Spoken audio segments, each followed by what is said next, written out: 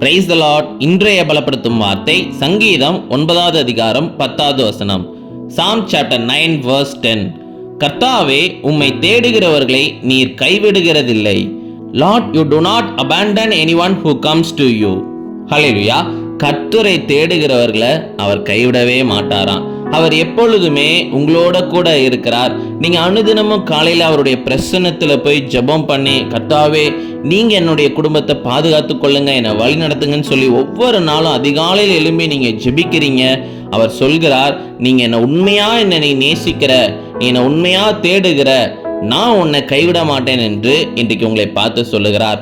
அதனால எதை குறித்தும் பயப்படாம, வாழ்க்கையை குறித்து பயப்படாம, நமக்கு ஏதோ ஒரு இன்னல்கள் ஏற்பட்டுருமோன்னு சொல்லி நினைக்காம, கர்த்தரை நான் தேடுகிறேன், கர்த்தர் என்னை பார்த்துக் கொள்வார்னு சொல்லி விசுவாசத்தோட இருங்க.